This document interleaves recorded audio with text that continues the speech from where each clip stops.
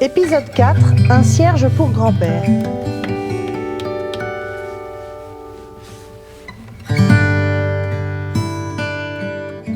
Il était une fois Théo qui vivait à Paris en 2024 et que tu connais bien maintenant. Tu sais qu'il ne peut pas aller passer Noël à la campagne comme d'habitude et que ses parents, eux, sont allés chez son grand-père sans le prévenir. Et devine quelle est la seule explication qu'ils ont trouvée ? Quand à leur retour, Théo leur a dit qu'ils savaient où ils étaient allés sans lui. C'est compliqué, on t'expliquera. Alors, même si aujourd'hui c'est le premier jour des vacances, qui plus est des vacances de Noël, Théo est bien triste. Et il serait resté assis toute la journée dans son salon, par terre, à côté de son petit sapin de Noël, si sa maman n'avait pas eu l'idée de visiter Notre-Dame de Paris. La cathédrale vient juste de rouvrir après 5 années de travaux. Théo, tu avais 4 ans la dernière fois que nous y sommes allés. Tu ne dois plus t'en souvenir. Je veux bien aller voir tous les trésors dont Eric m'a parlé, avait répondu Théo, se souvenant du récit de la catastrophe que lui en avait fait le papa d'Olivia lors du week-end précédent. Cependant, entrer dans Notre-Dame est plus facile à dire qu'à faire. C'est comme si tous les Parisiens, mais aussi de nombreux touristes venus du monde entier, s'étaient donné rendez-vous là, en ce mois de décembre 2024. Après une attente interminable, dans une file qui serpentait à travers tout le parvis, sous les regards sévères des statues des rois sculptées le long de la façade, Théo et ses parents arrivent enfin à franchir le seuil des 3 portails ouverts pour entrer dans l'église. À l'extérieur, les bruits ne manquent pas. Des vendeurs ambulants de souvenirs made in China interpellent les passants, les sonneries des téléphones des visiteurs retentissent, et au loin, les véhicules font entendre un vrombissement continu. Au contraire, dans l'édifice, c'est le silence qui frappe d'abord Théo. À leur arrivée, les visiteurs sont éblouis, et c'est tout juste s'ils osent pousser un « Oh !» admiratif devant la beauté des lieux. Le jeune garçon serre encore plus fort la main de ses parents. Pas par peur de se perdre, non, Théo va bientôt avoir 10 ans, mais parce qu'il est lui aussi saisi par la lumière qui inonde les murs de Notre-Dame. C'est comme si les pierres rayonnaient.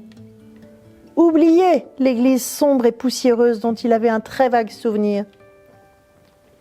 Est-ce les lances à eau des pompiers qui ont si bien nettoyé les murs ? Se demande Théo, se rappelant que le papa d'Olivia lui avait expliqué comment les pompiers avaient arrosé les pierres pour éviter qu'elles n'éclatent sous l'effet de la chaleur de la charpente en feu.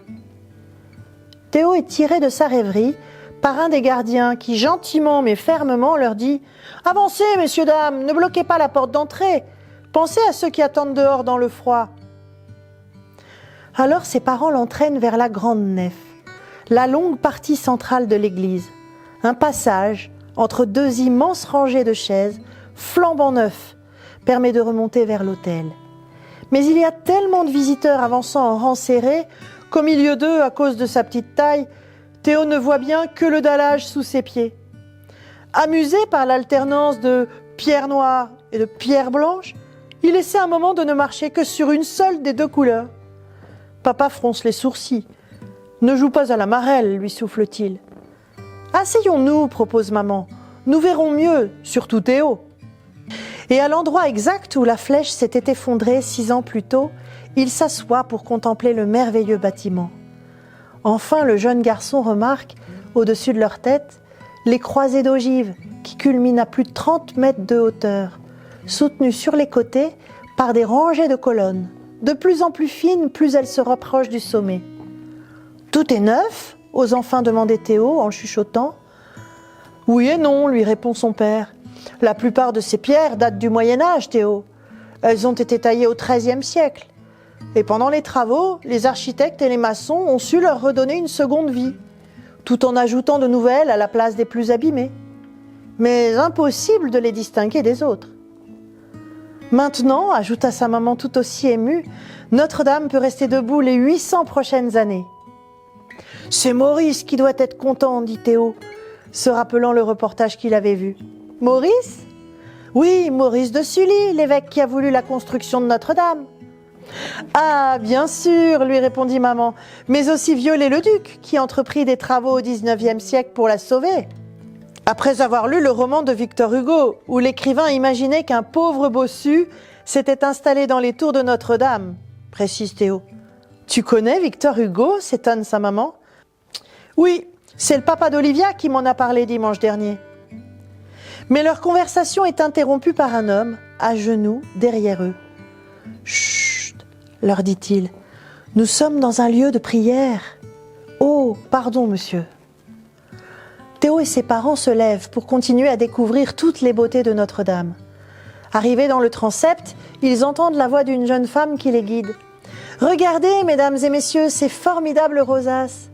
Et si on additionne tous les vitraux de Notre-Dame, cela représente une surface de 1000 mètres carrés de verre coloré. » Pour suivre les explications de la guide, Théo et toutes les personnes présentes dans le transept lèvent les yeux.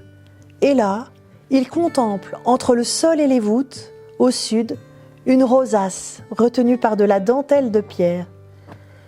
Théo entreprend d'identifier les dessins que les maîtres verriers ont tracés au Moyen-Âge, en même temps que la guide reprend ses explications. Voyez, c'est toute l'histoire de l'Église qui est représentée. On peut voir des prophètes de l'Ancien Testament avec leurs longues barbes, puis des saints et des saintes avec chacun leur auréole autour de la tête. C'est un livre d'images. Mais elle n'a pas été détruite par l'incendie, se demande la foule autour de Théo. Heureusement non, répond la guide. Mais il a fallu le travail patient de spécialistes pour les enlever, les nettoyer et tout remettre en place. C'est compliqué, je ne vous en dis pas plus. Et voilà la guide, pressée, qui quitte le transept pour se diriger vers le déambulatoire de l'église, entraînant derrière elle la foule avide d'explications. Mais Théo a bien envie de rester là, pour regarder tous les détails de la rosace. Alors il retient ses parents. « Regardez, leur dit-il en montrant du doigt, là, un mouton, des anges un peu partout, et ici, un dromadaire. C'est Noël, Noël dans les vitraux. » « Oui, tu as raison, lui chuchote sa maman. On dirait une crèche de Noël. » Mais la foule des visiteurs est tellement nombreuse qu'ils sont obligés d'avancer malgré eux. Poussés par le flot des visiteurs, ils arrivent devant une magnifique statue, devant laquelle tout le monde s'arrête. C'est une très belle jeune femme, drapée dans un long manteau, coiffée d'une lourde couronne et tenant dans ses bras un enfant souriant. « Je sais, dit Théo, c'est Notre-Dame du Pilier.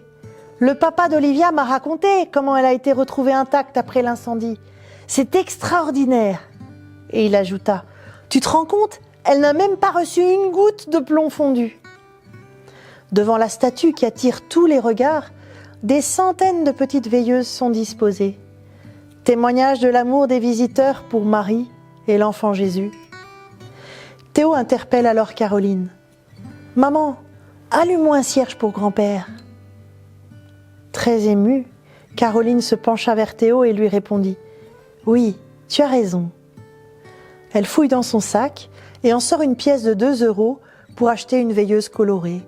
En lui glissant la monnaie dans la main, elle ajoute « Demandons à Notre-Dame de guérir le cœur de grand-père maintenant qu'il a été opéré. S'il pouvait sortir de l'hôpital pour Noël. » Fin de l'épisode. À suivre, épisode 5, l'étoile du berger.